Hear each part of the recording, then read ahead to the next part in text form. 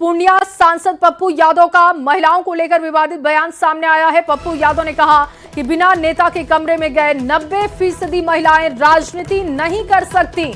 पप्पू यादव ने कहा कि आजकल बहुत सारे नेता और पदाधिकारी महिलाओं को सिर्फ भोग की वस्तु समझते हैं। हर जगह महिलाओं का शोषण हो रहा है। और देखिए, राजनीति को लेकर उन्होंने बहुत बड़ा बयान दिया कि राजनीति में महिलाएं राजनीति नहीं कर सकती। 90% महिलाओं को लेकर वो बयान दे रहे हैं। पप्पू यादव कह रहे हैं कि बिना नेता के कमरे में गए 90% महिलाएं राजनीति नहीं कर सकती। बहुत बड़ा बयान, विवादित बयान कहिए, महिलाओं के प्रति उनकी सोच भी ये दिखा रहा है और राजनीति में क्या चल रहा है उसको भी उजागर करने की कोशिश वो कर रहे हैं। लेकिन बयान के मायने क्या है, आधार क्या है, वो भी उनको देना चाहिए, क्योंकि ये बहुत बड़ा बयान है जहां वो कहते हैं कि 90% महिलाएं राजनीति नहीं कर सकती अगर वो नेता के कमरे में नहीं जा रही। पप्पू यादव ने कहा कि आजकल बहुत सारे नेता और पदाधिकारी महिलाओं को भोग की वस्तु समझते हैं। उनका पूरा बयान अब आपको सुनवाने जा रहे हैं। महिलाओं पे गिद्ध दृष्टि किसकी है? अमेरिका से लेकर के भारत तक नेताओं की। बिना नेता के रूम के बगैर 90% महिलाएं राजनीति कर ही नहीं सकती। ये तो हर दिन नेताओं का सीसीटीवी फुटेज।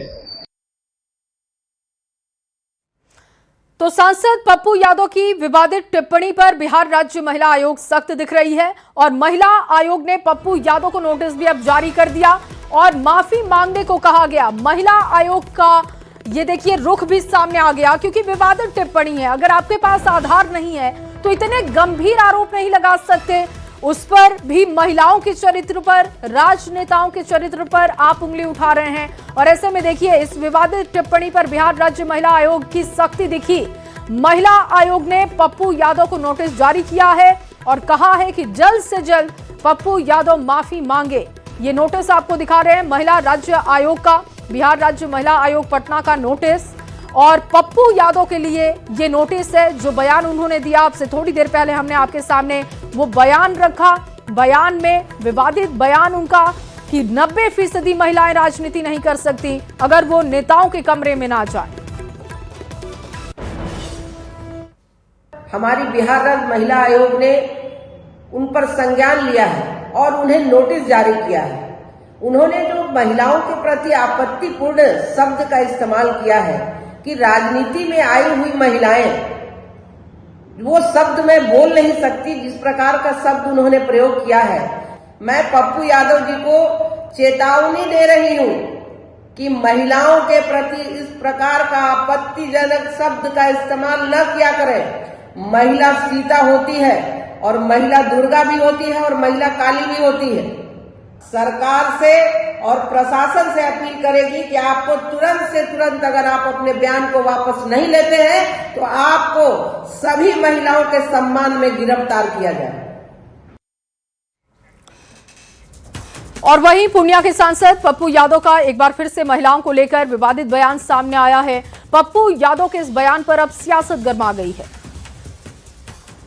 पप्पू यादव जी का परिचय यही है कि अलूल जलूल बातें करते हैं। सांसद बन गए लेकिन सांसद की गरिमा मेंटेन नहीं कर पाते हैं। कहते हैं कि पुरुषों का नजरिया महिलाओं के प्रति एक भोग की वस्तु वाला है। पप्पू जी, आप ही तो एक पुरुष है, अपने बारे में क्या कहेंगे?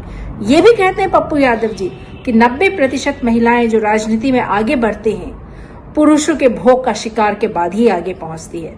पप्पू जी, आपकी पत्नी तो बहुत प्रखर और अच्छी लोकसभा में सांसद रही, राज्यसभा में आज हैं, उनके बारे में भी आप यही सोच रखते हैं? शर्म आती है पप्पू यादव आप पे।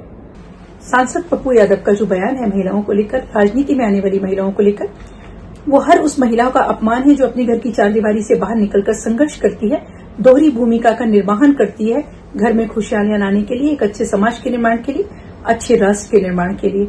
पप्पू यादव जी, मैं आपसे पूछना चाहती हूँ कि आपकी पत्नी ने भी राजनीति की है। एक पति की तरह आपके ऊपर मैं प्रश्न चिन्ह लगाना चाहती हूँ कि अगर आप जानते थे कि राजनीति में इस तरह से सफल हुआ जाता है तो आपने अपनी पत्नी को राजनीति कैसे करने दी? आपका बयान ही आपके होने पर प्रश्न चिन्ह लगाता है आपकी पति की भूमिका पर, आपके पुरुष होने की भूमिका पर। देखिए, माननीय सांसद श्री पप्पू यादव जी का यह बयान न सिर्फ दुर्भाग्यपूर्ण है, बल्कि लोकतांत्रिक व्यवस्था में जनप्रतिनिधियों की गरिमा के ऊपर भी बड़ा सवाल खड़ा करता है। महिलाओं के मुद्दों को इस तरह से पेश करना कहीं न कहीं उनकी गंभीरता को कम करता है। हम मानते हैं कि अगर कहीं भी महिलाओं के विरुद्ध किसी तरह का शोषण, अत्याचार या अन्याय हो रहा है तो उसके खिलाफ गंभीरता से कार्रवाई सुनिश्चित होनी चाहिए और होती भी है, लेकिन इसके लिए जिम्मेदार एक तथ्यों पर आधारित संवाद हो, न कि सनसनीखेज एक व्यापक आरोप।